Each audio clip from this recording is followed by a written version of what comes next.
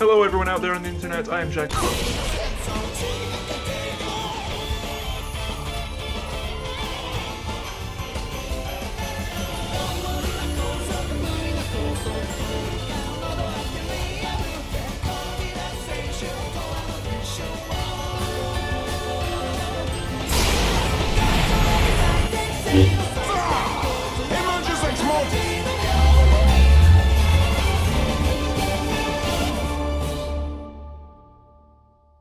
Hello everyone out there on the internet, I'm Jack of all trades, and in this video I will be discussing my thoughts on the David production adaptation of JoJo's Bizarre Adventure.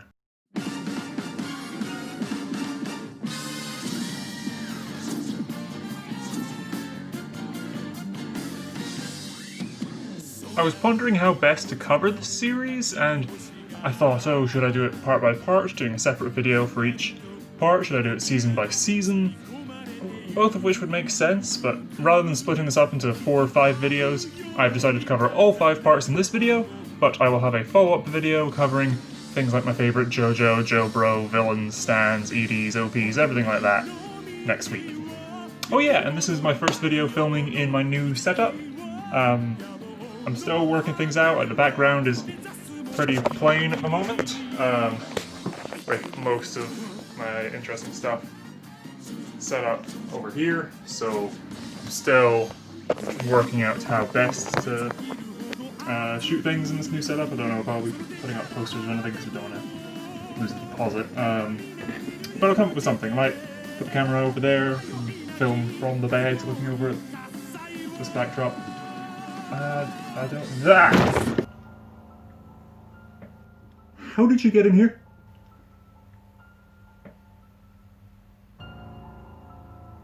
Wait, this is a JoJo's video. Are you my stand?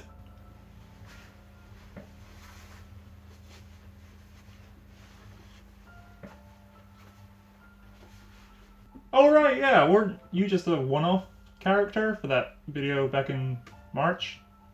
Link on screen.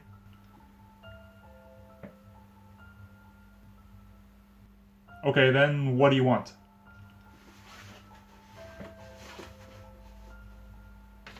Well, I can't just let you stay here rent-free. What is this?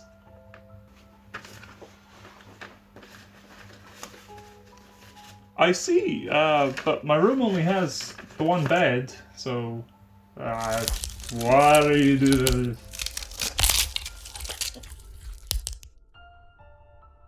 Well, alright then. Where were we again? Oh yeah, JoJo. Let's start this breakdown.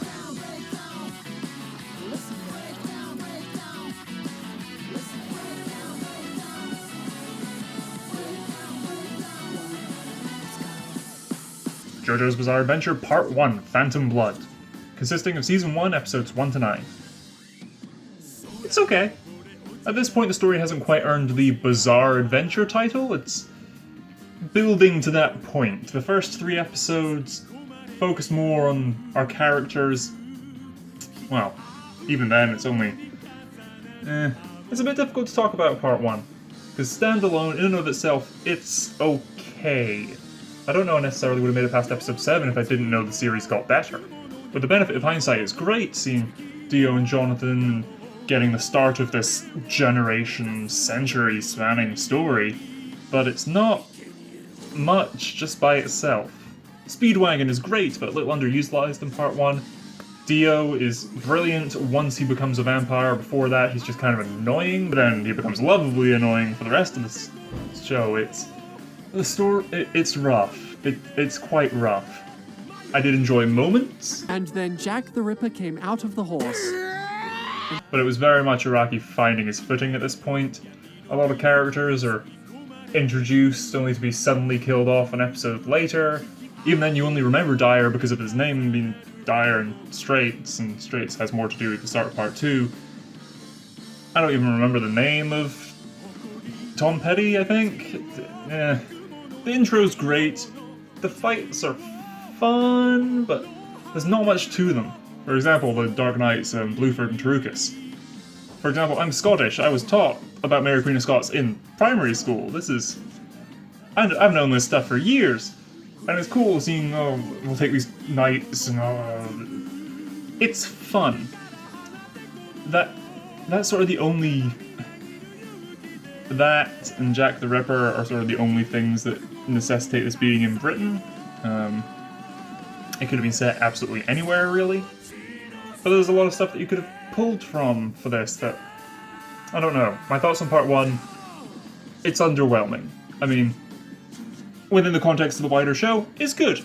Standalone, it's not great. JoJo's Bizarre Adventure Part 2, Battle Tendency. Episodes 10 to 26 of Season 1. I love Battle Tendency. Oh, it's great. I reckon it's the part I reference most in real life. It's just a great ride. This is when the bizarre adventure fully takes hold. Part 1, you had your vampires, you had Dio creating little chimeras, and you had some zombies and stuff. It was fun fantasy stuff. Here it gets crazy. We take Ham on the magic sunlight punches, sunlight karate stuff from part 1, and push it to its extreme, really. They take much more advantage of the setting, and we start to traverse the world more, meeting various different characters that make up our cast. And this is when the soundtrack started to get great in the show.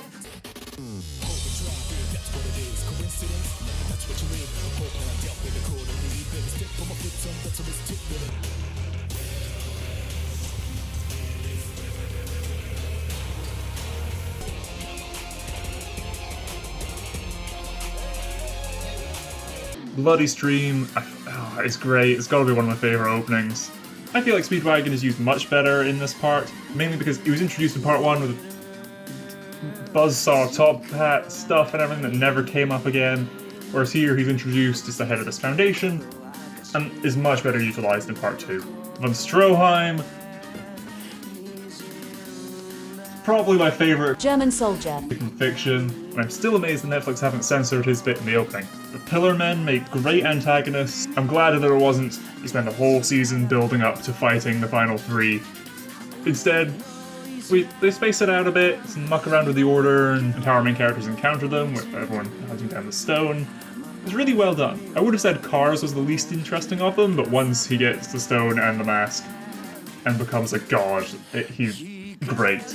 AC/DC as a result becomes my least favourite, and Wham is great. I love his character and his outlook upon life and fighting and everything. He's brilliant. Caesar I didn't get particularly attached to until I think I realised just the episode before Caesar died that it was going to happen. I finally noticed in the intro it ends with Joseph tying on Caesar's headband and yelling at the sky. And I realised, oh okay, Caesar's going to die. But yeah, talking to Joseph, he's brilliant. A massive step up from Jonathan, who was a bit of a blank slate. He was sort of the typical gentleman of the time, which was okay. Again, more could have been done with that, I feel. I'm glad we see more of Arena, because again, she was a bit of a blank slate in part 1, but then seeing her as the grandmother figure for Joseph was quite fun. But yes, Joseph, the next thing you're going to say will be, all that stuff was great, pulling the Tommy gun out of nowhere at the start.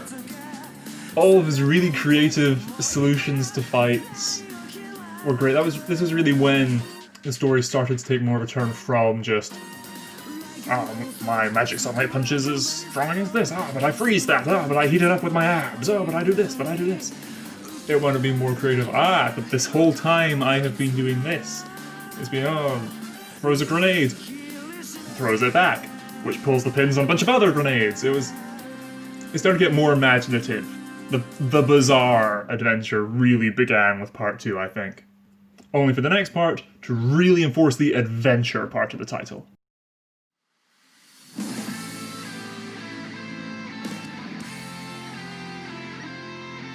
JoJo's Bizarre Adventure Part 3, Stargrass Crusaders. Episode 27 to 74, or episodes 1 to 48 of Season 2.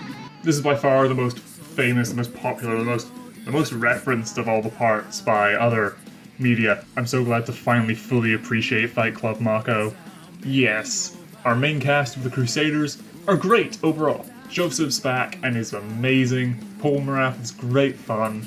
Kakyoin I found to be a little lacking. I feel like he gets the least focus of the Crusaders.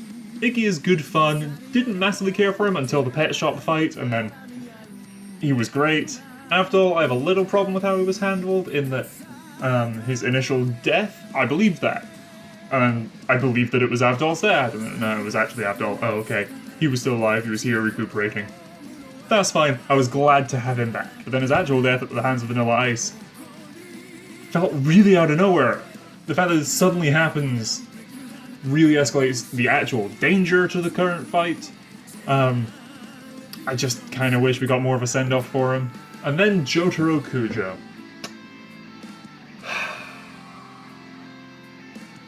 I don't know how controversial of a take this is. I'm not a big fan of Jotaro in Part 3. It's weird.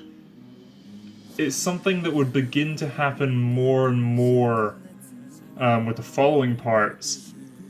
I feel like the JoJo, the JoJo of this part, sort of slips from the main character role a bit. It's perfectly fine here. I like it in Part 3 because it's sort of the main character role is split amongst the Crusaders, which is nice. We can have any one of them as the main character for any given episode. And I love the final confrontation with Dio's world at the end. But Jotaro, I don't know, he just doesn't quite work for me, I think. I can't put my finger on what it is. It almost feels like he doesn't do particularly much. He has great moments that are great fun, the fights with the Darbies and everything. His really stoic personality works well for some scenes, but for others, I don't know. Something with Jotaro just doesn't click for me. And then, of course, this part is the return of Dio. He feels much more like a threat in this part, because you have the entire thing building towards him, all of these people working for him, and then when you finally encounter him, it is worth the wait. In terms of Star Platinum suddenly being able to freeze time and stuff, I'm fine with that. It works in terms of what is Star Platinum's abilities. It's, incredible reflexes and perception and stuff, and what is, like, the apex of that, if not moving so fast as if everything around you is frozen. That's fine. And it works with the whole Fate thing that the overall series has going for it, that they were supplied with stands to be able to take down Dio. That works. A lot of the problems people have with Part 3, I don't. My biggest problem is, as I said, Jotaro doesn't quite work for me, but things like sort of episodic fighting stand user, and then we go somewhere else, so there's something up, oh, there's another stand user, go somewhere else, something's up, it's a stand user. That doesn't bother me. I really enjoyed this. I really liked the more episodic take to it.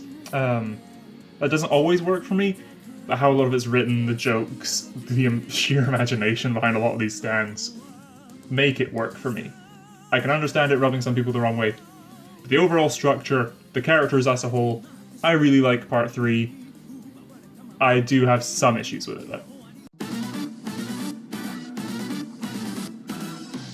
JoJo's Bizarre Adventure Part 4, Diamond is Unbreakable, episodes 75 to 113, or episodes 1 to 39 of Season 3. This is my favourite part. I really like Diamond is Unbreakable. I love the Mario Warriors, the sort of idea of how they build up this community of stand users throughout the show. However, that doesn't happen initially. I really was not feeling Part 4 at the start. The first 12 episodes didn't really work for me. I'm not entirely sure why. I think because for those first 12, it was such a departure from the previous parts. The more slice of life take to it. Oh, let's go to an Italian restaurant. Then I love things like, oh, Antonio isn't evil. That's great. Or, oh, there's this girl who has a crush on Koichi, and becomes one of the first yanderes, I think. Yukiko was great for her few episode arc. And with things like how quickly Angelo was taken out and stuff, there are a few decisions and stuff that I'm not a huge fan of in the first 12 episodes. But then, the moment that turns Part 4 around for me, sends it straight on the up and up. Joseph's back again. Joseph is amazing. I love Joseph. Old man Joseph is great, and him with the Actoon baby. I really hope we see Joseph again in another part, but at that point, his age might be pushing it a fair bit. I wouldn't be surprised if this is the final part he appears in. The stands in part 3 were all really creative, I thought. Part 4 blows them out of the water. Everything from Aqua Necklace to Love Deluxe to the evolution of Echoes, The Hand, Heaven's Door, Crazy Diamond, Bug Eaton's Rat. There's so much crazy stuff going on in this noisy, bizarre town. I really enjoyed, from episode 12 onwards, I really enjoyed everything going on in this story. Again, admittedly a bit more episodic again, looking at just encountering a bunch of different stand users and stuff, befriending some, defeating others. It's all good fun. Rohan is one of my favourite JoJo characters. Vic Mignogna did a great job voicing him in the dub. The whole concept of how Heaven's Door works is brilliant. Rohan Kishibe's adventure. And that's when the plot of part 4 properly sort of kicks off. It's like, we've established the town and all these people and everything now, you're enjoying it. Here's the story. That works quite well. Again, the first 12 episodes, had I not already gotten through the first 3 parts and only had 4 or 5 to go, I might have just stopped if I really wasn't feeling the first 12. But then the following 5 episodes were great, and then the story kicks off, and it just gets better and better. Meeting Raimi, and then everything that there's a serial killer somewhere in the town, a character that we've seen a few times, possibly, throughout the season so far, just in the background. That's great and really well handled. I haven't even said yet, the intros for part 4, some of my favourites. Chase is great, it's Crazy Noisy Bizarre Town, the EDM version of Crazy Noisy Bizarre Town, great days. Just for openings, this is probably my favourite season as well. I was really curious once we got to the fight with Kira and the little self-driving bomb and everything. That was great, but then once he shows up and a bunch of our characters are there ready to get him, I was like, oh, okay, so maybe we'll solve this and then we'll get another story for the latter sort of third of the show. But how he gets away and everything via Cinderella, that was really well set up. The moment you come in and see the body lying there with the face missing, you realise what's happened. That was a great twist for this story, and then everything that happens with Hayato and Hayato's mother, and Yoshikage Hira is brilliant! I know some people don't like the art style of this part, because there is this thing of the JoJo's protagonist sort of slimming out as the parts go, but that doesn't bother me. The colour palette doesn't bother me, because the colours have been constantly changing depending on the scenes throughout previous parts. And this just takes that to the logical extreme of, the sky's just yellow now, there's purple trees, it doesn't matter, come on, the baseline color palette isn't what you're here for, it's how we mess around with everything. Yes, Kira.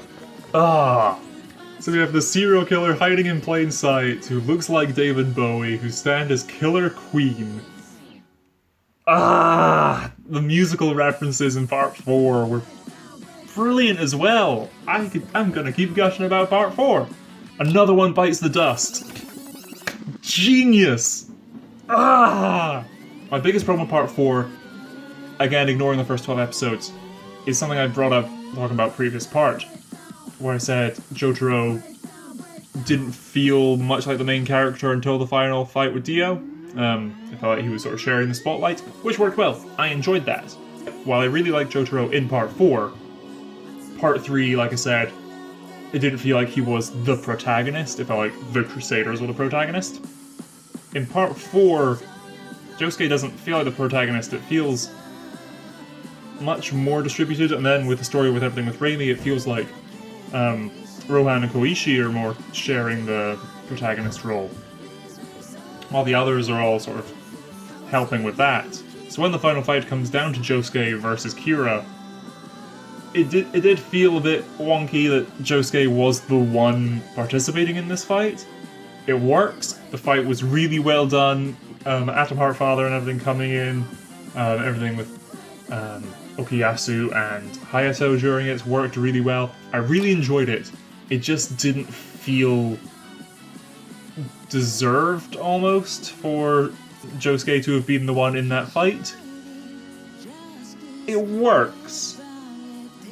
I just wish maybe we got one or two more episodes similar to the Good Hunting, the Bug Eaton's Rat story, with him and Jotaro almost passing the torch a bit more. I just wish he got a bit more focus. Maybe one more episode squarely focused on him. The ending was great. The end of Kira, it's really well done. Sort of Highway Star and Okuyasu and Okuyasu's dad, voiced by Kellen Goff. I didn't know that until recently. I'm so glad that guy got into anime voice acting. He's brilliant. But them at Tonio's restaurant, Koichi and Yuko walking down the street holding hands, Josuke taking Joseph's wallet. The ending little montage of here's where everyone's at is really nice. And visiting the Louvre to see the JoJo's work there and everything with Rohan. I can't wait for it. I really want to go to the Louvre at some point. Just pure Mona Lisa, yeah. JoJo's. JoJo's Bizarre Adventure Part 5, Golden Wind, episode 114 to 152, or episodes 1 to 39 of season 4. Oh boy. Me saying I wasn't a big fan of Jotaro in Part 3 was a bit of a controversial take, I thought. I hated Part 5. So this is the most recent part to be adapted. I've heard good things of Part 6. Part 7, by most accounts, is like the best JoJo has gotten so far. So it's good to come beyond Part 5. It's not... I don't feel like we're suddenly starting a downhill decline or anything. I have heard good things. But Part 5 really doesn't work for me. I've been to Naples, I've been to Capri, I've been to Pompeii, I've been to a bunch of these places, so it was really cool on that level seeing the scenes, the characters going to the same locations, and they do a good job taking these locations and putting them into the JoJo style and the world and everything. It looks really similar to real life. But something I know isn't a particularly controversial take, Giorno. Oh, I'm not a fan of Giorno. I know a lot of people aren't, and I'm not going to attempt to defend him because I have nothing to defend him with. I like the idea that it's, he's still a Joestar because Jonathan's body and everything, but it's Dio's son and whatnot. I like that, I like his backstory, I like his stand. I don't like him. Jonathan is quite reactionary, he doesn't actively seek to do good, he's just trying to solve and stop this stuff in Part 1. Giorno, he has his goal, he wants to take over Passione, but I get why, I get how. I just don't care for him as a character. Bucciarati is more interesting, Mista is my favourite character in this part. He should have been the protagonist, Mista's brilliant. I didn't care for Fugo particularly much until he leaves. What? Wait, we find out about Fugo's stand, which really good that we didn't see it up until the fight with the man in the mirror, and it's revealed. But then Purple Haze and Fugo are just left behind. I know all the real life reasons of Araki not being in the best mental state at the time and didn't want to write the story of them fighting someone who used to be their friend and stuff. I get that. That is a weak point in this part that I think is a pretty weak part. Part 5 was a struggle to get through. I was sitting watching. I had no investment really in anyone aside from Mista, and even then, I didn't really care. Some of the fights were fun and interesting. The fight on the train with the two brothers, whose names I don't even remember, that was fun. The fishing rod stand, that was a fun fight. That's really the only one that stands out to me in Part 5. I couldn't tell you, Risotto... Yeah, that's the only antagonist I can name from this part, aside from the boss. Oh, and Polpo and Black Sabbath. That was kind of fun at the start. Koichi, the change of art style. I like the change of art style, but seeing Koichi in this art style just looked weird. I wasn't a fan of that either at the start. Basically, it was a slog to get through Part 5 until Doppio. That sweet boy. Actually, you know what? the notorious B.I.G. fight. That was when this started to turn around. I started to enjoy it. Trish manifested a stand. Okay, I was getting a little bit interested. And then we got, basically, the final 12 episodes, I suppose, of this part. That's when it picked up for me. And it's some of the best JoJo has to offer, but it was... I really hated the wait to get to it. Paul Morath being back was great. The Oasis and Green Day fight, I loved that so much. The 7-page Muda was just it was a little cherry on top. I didn't care. It was fun in the moment, but I wasn't, as someone who hadn't read the manga or anything, I wasn't looking forward to seeing it adapted or anything. I much more enjoyed the rest of that fight. The boss and Diavolo having a split personality between him and Doppio was great. Getting backstory on the stand arrows is great. I have more questions, but there are many more parts, so I'm assuming we will get answers on some of those. The Golden Experience Requiem bit at the end is amazing. I just kind of wish... Could we not get the Sex Pistols Requiem instead? I mean... I don't care for Giorno in the slightest. It's cool that, you know, the moment Giorno became interesting is right at the end, the final bit of him as the head of the Mafia. I don't care for him at all throughout the rest of this show. And it's like, okay, now he's in this position of power. Good for him, this could be interesting. That's it. That's the end of the anime at this point. I don't know if he appears in any future parts. It'd be cool if Passione as an organization pops up again. That could be quite interesting, and we sort of know Giorno is helping from the sidelines or something. But a lot of the fights, the guy with the blue hair and the glasses, the sort of ice skating suit and everything with his stand and stuff, making it that the stand is a suit over him. That's quite cool. But it just makes things cold. Just freezes stuff. That's not very... That was the moment I was most tempted to stop again, when I'm like, this really isn't clicking for me.